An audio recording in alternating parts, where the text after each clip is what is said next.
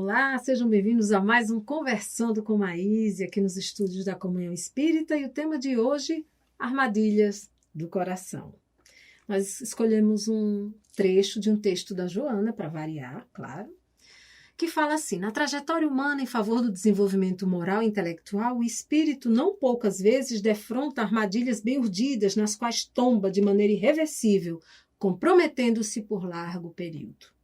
Ninguém que desempenhe funções ou papéis relevantes que não seja surpreendido por esses mecanismos perigosos que lhe põem à prova a capacidade mental e as resistências morais. Sutis, algumas vezes, apresentam-se como dourados atrativos que seduzem e terminam por envelhecer o caráter de quem lhes aquece ao convite. Algumas anunciam favores e glórias fascinantes que atingem a sensibilidade emocional, levando a paixões de afetividade doentia. Normalmente, fazem-se insinuantes e agradáveis, sem aparente malícia nem mácula, culminando pelo envolvimento daquele que se permite fascinar pelo engodo de que se revestem. Existem as ciladas silenciosas, vulgares, insensatas, em que muitos corações gentis e dóceis se enleiam, comprazendo-se irresponsavelmente no comportamento divertido que se torna chulo e perturbador. As ciladas constituem recursos perturbadores durante a experiência humana que têm a finalidade de proporcionar a aquisição de resistências espirituais e de valores pessoais ao indivíduo, mediante os quais o espírito se enriquece de sabedoria. Todos os seres humanos, de uma ou de outra maneira, experimentam-nas durante a viatura terrestre. Essas experiências também ensinam como se deve comportar o obreiro de Jesus diante dos famigerados enfermos da alma, que se demoram na erraticidade necessitados de compaixão e de socorro. Constituem treinamento para o futuro, quando convocado às tarefas de misericórdia em regiões dolorosas, onde os mesmos se omisiam. E hoje, gente, a gente tem uma novidade.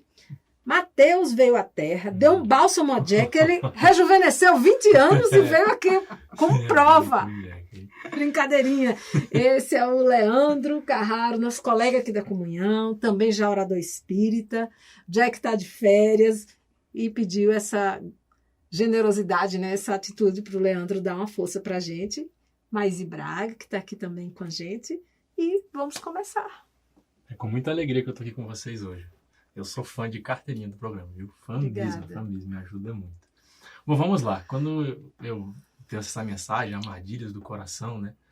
E a gente começa a pensar, mas como? O meu coração coloca armadilhas na minha vida? Quer dizer que os meus sentimentos dificultam o meu caminhar e transformam a minha vida de maneira dolorosa? Até onde isso vai? E por que isso, Maíse? Por que precisa ser assim? Porque isso é aprendizado, né? E o nosso coração vem de múltiplas existências, acostumado e viciado até em determinadas atitudes menos nobres. E é por isso que nós ainda enfrentamos a nós mesmos como o maior de todos os adversários.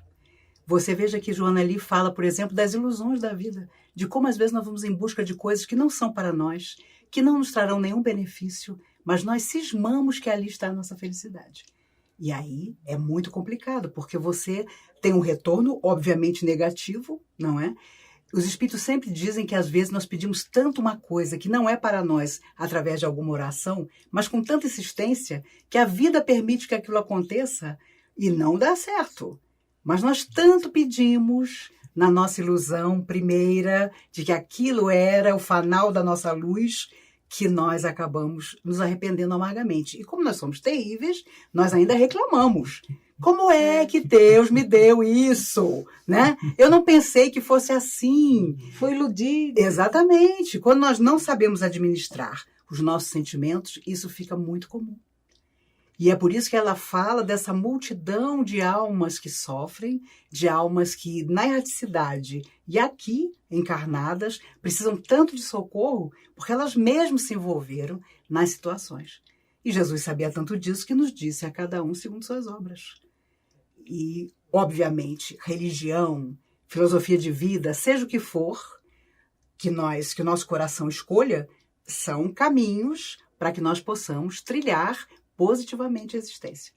As dificuldades são coisas que nós pedimos para que nos ensinassem, mas nós nunca consideramos muitas vezes a dificuldade um ensinamento. Achamos que Deus esqueceu de nós, que vai ficar cada vez mais difícil. E de tempos para cá, a maioria das pessoas pensa negativamente. E aí você percebe que nós vamos por sistema de contágio. Sabe, as pessoas começam a contar das suas dificuldades, a reclamar, e você começa a reclamar também, e você não sai daquilo. E é claro que essas energias são tão grandes que acabam por nos hebetar, nos deixar para baixo, desanimados. E nós temos que lutar contra isso, porque já fizemos isso em outras existências. Fomos, inclusive, os causadores da desistência e do desânimo de muita gente. Então, as frustrações virão para nós agora como ensinamento para que nós nos tornemos pessoas mais fortes, melhores, desenvolvamos dentro de nós todos os conceitos de positividade que nós juramos no mundo espiritual que desta vez nós conseguiríamos executar. E como evitar essas armadilhas do coração? Porque, teoricamente, não são nem armadilhas, que a gente sempre sabe, né? Tem aquela intuiçãozinha lá dentro, dizendo, não vá. Talvez ouvindo a nossa intuição para começo de conversa. Os espíritos dizem, confie na tua intuição. São sempre as palavras do alto chegando ao seu coração, né? E às vezes nós dizemos que não, nem pensamos na nossa intuição. Queremos aquilo e acabou.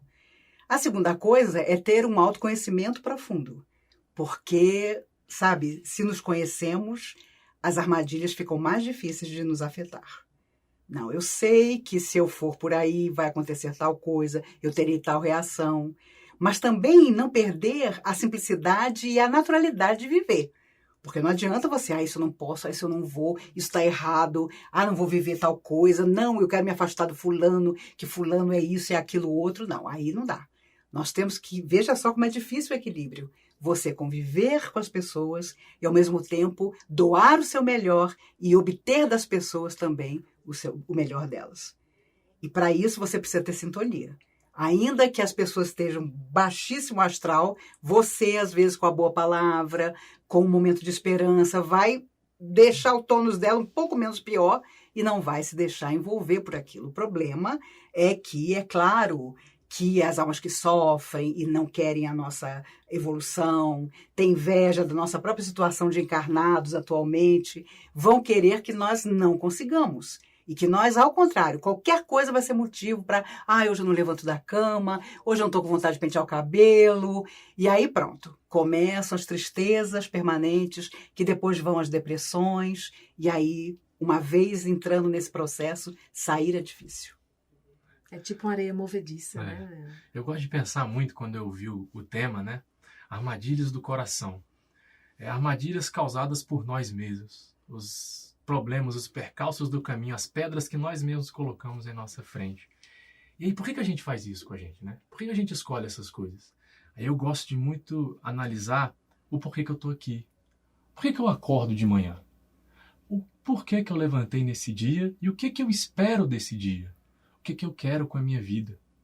Às vezes a gente faz caminhos muito automáticos. Às vezes a gente vai num caminhar que foi imposto para a gente ou que a vida surgiu sem analisar se aquilo realmente vai trazer para mim felicidade. Se realmente eu acordo de manhã e falo, hoje eu quero ser feliz. Hoje eu quero trabalhar essa minha tal felicidade. E aí a grande dificuldade que a gente tem, e isso eu aprendi muito com os livros e com o estudo aqui, com a vida também, é descobrir o que é essa tal felicidade. Aí o Evangelho segundo o Espiritismo nos dá uma dica. Os Espíritos nos falam assim lá no Evangelho. Qual é a maior felicidade que a gente pode ter na Terra? Eles falam pra gente, paz no coração.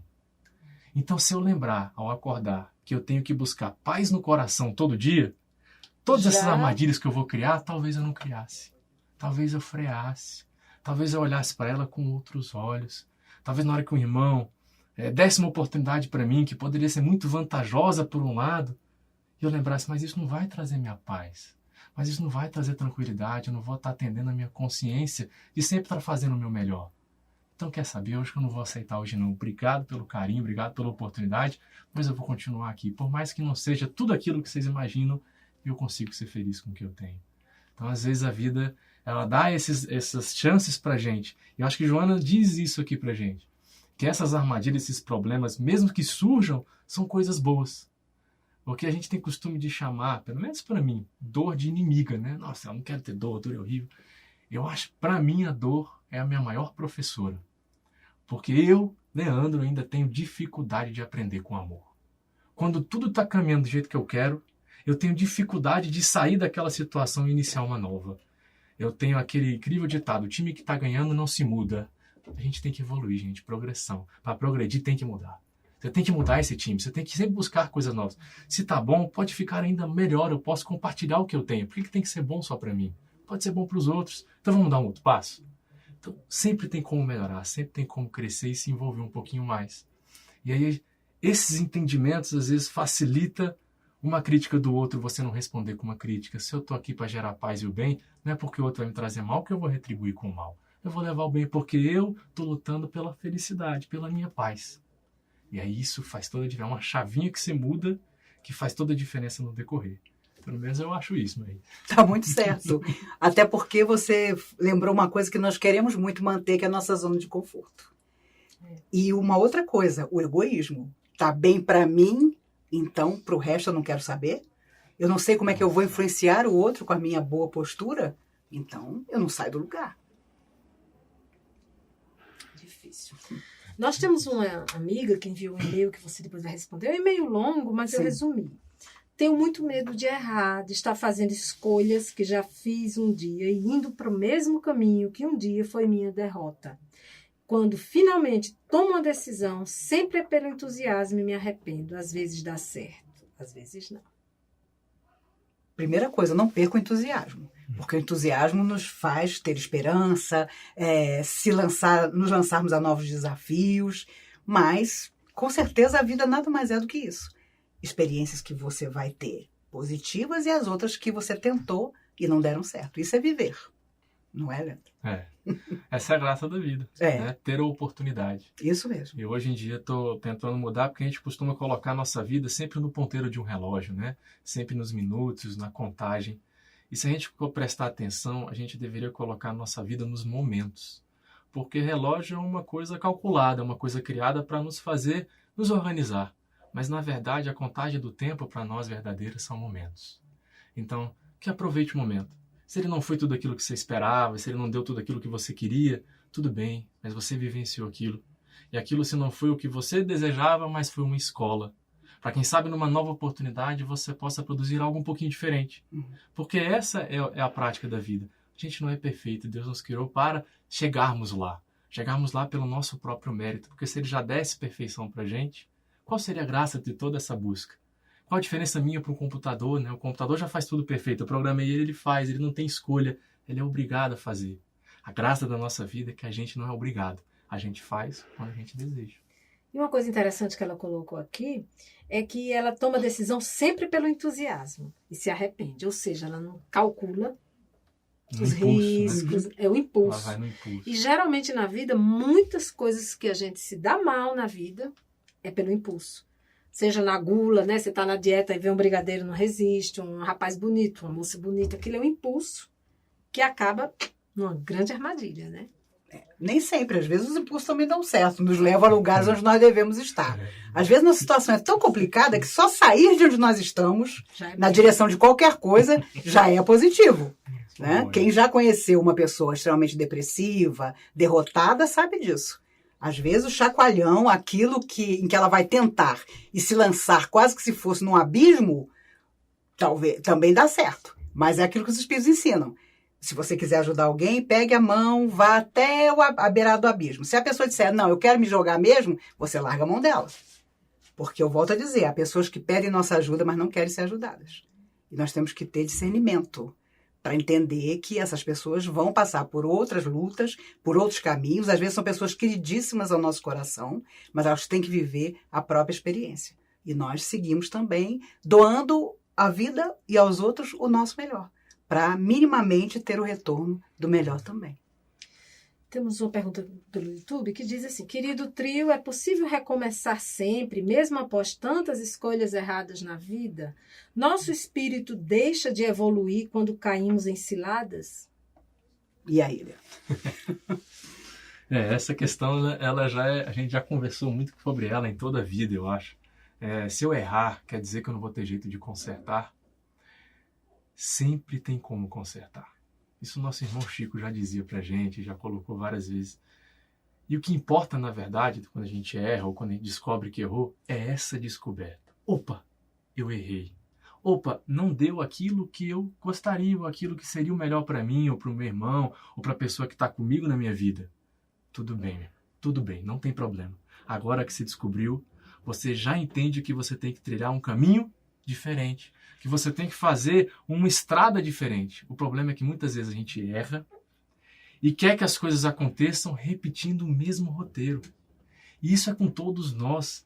Porque é complicado mudar? É complicado mudar por inúmeros fatores. Por inúmeros, eu chamo de fórmulas mentais. A gente tem fórmulas mentais para tudo. Quando a gente está deprimido, a gente sempre busca uma fuga, alguma coisa. Quando a gente está chateado, a gente quer alguma coisa. A gente está feliz, a gente sempre faz alguma coisinha. Essas fórmulas, a gente está aqui para trabalhar elas. A gente ainda não compreendeu a maior mensagem do nosso mestre: amar o próximo como a ti mesmo. Ou seja, servir, ser útil o tempo todo, trabalhar o tempo todo, se colocar o tempo todo. Ele nunca falou que a gente não ia errar. Ele nunca disse que o problema era errar. Ele sempre quis dizer: a grande questão é insistir, caminhar sempre. Eu acho que está por aí a ideia. Com certeza. Olha, não é Mateus, não, é? Dá um caldo. Mas nosso emocional atinge o coração, todos sabemos. Mas isso pode chegar a ponto de uma doença grave, tipo os males do amor podem matar? Teoricamente, sim. Porque os espíritos dizem que o nosso corpo físico está muito relacionado, obviamente, às nossas emoções. Nós somos corpo, espírito, mente. E se o nosso psiquismo adoece, com o tempo, o nosso corpo adoece. Eles sempre disseram que no futuro, quando os médicos entenderem o paciente como um todo, no seu universo, muitas enfermidades que ainda hoje nos atingem terão cura. Não só através da ciência, dos remédios, mas principalmente através de uma nova postura do nosso psiquismo, da nossa emoção. Há emoções, sim, que não são boas e que acabam, com o passar do tempo, a nos atingir fisicamente. Hoje, já comprovadamente, a pessoa depressiva tem uma série de somatizações na sua saúde, e quantas não vão aos hospitais com doenças fantasma?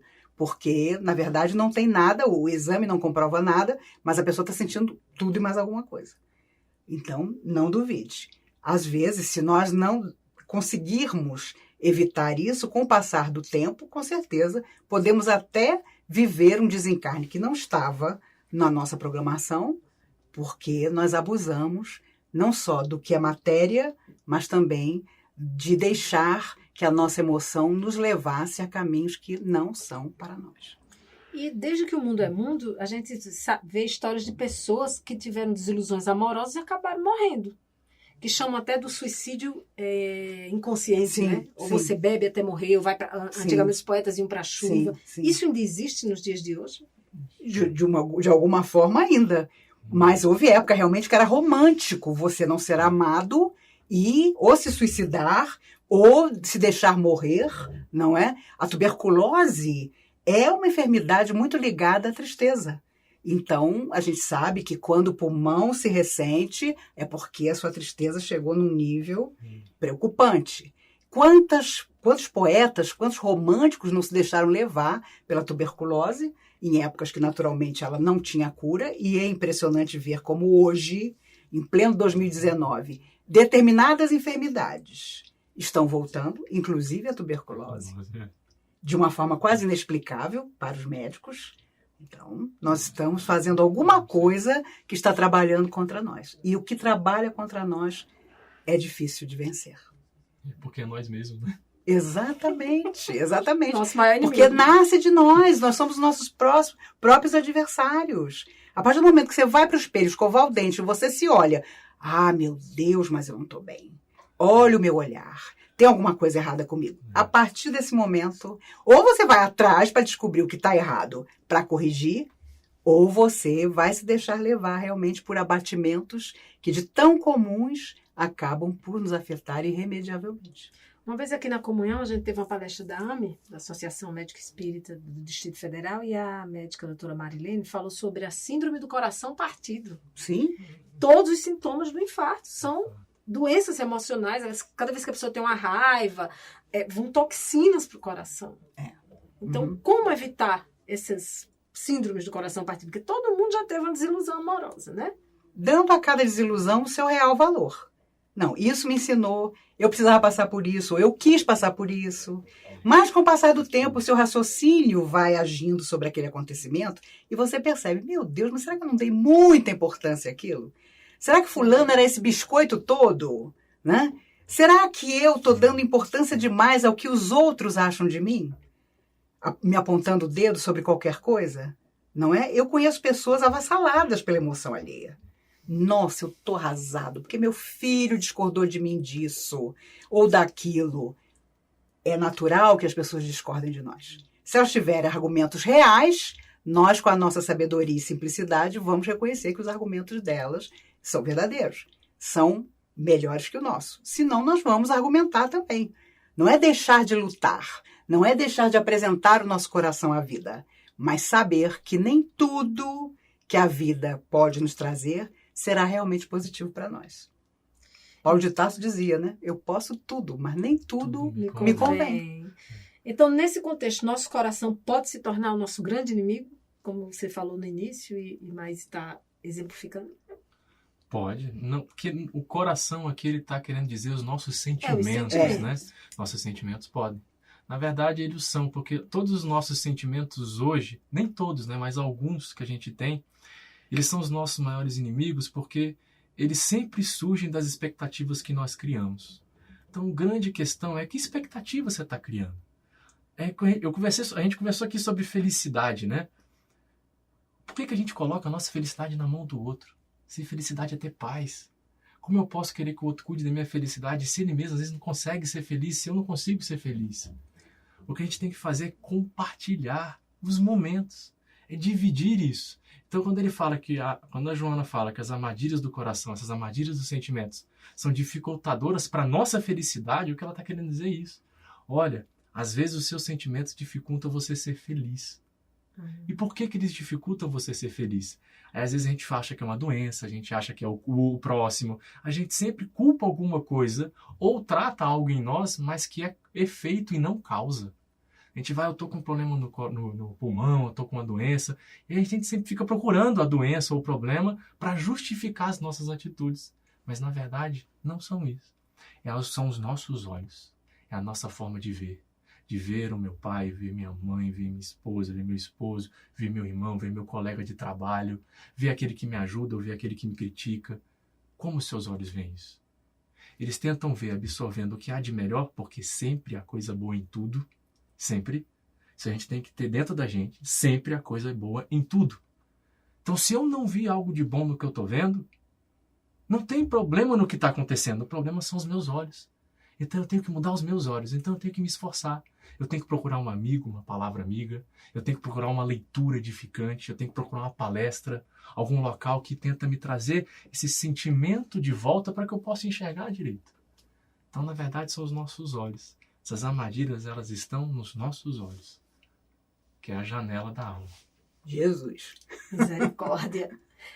Como diferenciar paixão de amor? Isso é uma pergunta assim, mundial, né? Nossa. Muita gente vai achando que é amor, aí não, é paixão. Outras estão na... Olha, se eu pudesse, escreveria um livro. Se eu conseguisse, ia ficar miliardária. Porque o diferenciar é que é complicado. Nós fomos regidos pelas nossas paixões em múltiplas vidas. Então, hoje elas existem ainda, mas estão dentro de nós para serem domadas. Para que o verdadeiro amor aconteça, ou se não houver amor, uma verdadeira amizade, um respeito pelo outro. Mas hoje está difícil que o outro enxergue a vida em torno. Nós estamos num desrespeito tão grande pelo outro que tudo é motivo para o nosso azedume, para a nossa inconformação, para uma palavra ruim que sai da nossa boca. É no trânsito, é na via pública. Hoje, às vezes, você tem medo até de pedir uma informação na rua. Porque você não sabe como é que a pessoa vai reagir a um simples pedido de informação. As pessoas estão muito doentes. E quem está doente de verdade gosta de vomitar sobre o outro todos os seus sentimentos menos nobres. E não podemos nos permitir nem fazer isso e também não permitir que o outro faça conosco. Sabe, hoje quando você vai a um médico, a maioria deles hoje já diz assim, e como está o seu emocional? Depois de você relacionar tudo que você tem, eles perguntam logo sobre a sua emoção. Já tem muito médico sabendo que a nossa emoção rege a nossa vida. Então, se você não procura ter emoções equilibradas, não estou dizendo contidas, não, mas equilibradas de verdade, a sua troca será sempre negativa. Então você vai estar mal-humorado, o outro vai perceber você mal-humorado, e aí mesmo é que vai partir para cima de você. Nós espíritas, então, quantas vezes a gente vai reclamar de alguma coisa e a pessoa diz, mas fulano, você não é espírita? Então, hoje em dia, o espírita tem essa responsabilidade maior. Não, você não pode chorar, você não pode se encalfifar, porque, meu Deus do céu, sabe, você tem que estar ótimo, olha no que você acredita. E aí chega a pergunta básica. Nós vivemos conforme aquilo que nós acreditamos? Porque é preciso viver conforme aquilo que nós acreditamos. Essa coerência mínima nós precisamos ter. E é um desafio, porque a gente sabe de todas as qualidades maravilhosas que a doutrina espírita nos ensina que nós devemos ter. Buscar cada uma delas, colocá-las em nós, nos fazer transformar e dirigir isso ao outro que precisa de nós, é o grande desafio e sempre será. Foi em múltiplas existências que hoje já deixamos para trás e permanece nessa. Hoje ainda mais premente, porque nós temos o conhecimento que nos felicita, que é saber que somos imortais, que voltaremos à vida muitas vezes ainda para aprender e procurar aprender ao máximo sempre que estivermos aqui. Muito legal, mas... A teoria é muito legal. A prática é que é o grande desafio. Eu gostei dessa história de se olhar no espelho, porque aí todo dia agora eu digo, você é linda, mulher. Meu Deus, não precisa de mais nada. Pronto. Já vai ser um pensamento altamente a positivo, exatamente. Eu sou mesmo. Vamos escolher o tema do próximo. Vamos. Agradecer ao nosso querido, que vai vir em outro programa. Obrigado, eu que agradeço com muito carinho. Viva positivamente, a felicidade é para todos e a chama do voluntariado. Vamos falar sobre a chama do voluntariado para sempre lembrar o quanto o trabalho no bem, seja onde for, seja com quem for, nos beneficia muito mais do que conseguimos beneficiar o outro. Então, a chama do voluntariado. Vamos escolher um convidado ou uma convidada bem top, que trabalhe na área. E na próxima semana estaremos aqui com a chama do voluntariado. Dê um like, compartilhe, mande e-mail para a gente, maize.radio@gmail.com. Até lá! Você acabou de assistir ao programa Conversando com Maize, um bate-papo descontraído sobre questões espirituais e emocionais de cada um de nós. Envie sua pergunta ou sugestão para maize.radio@gmail.com.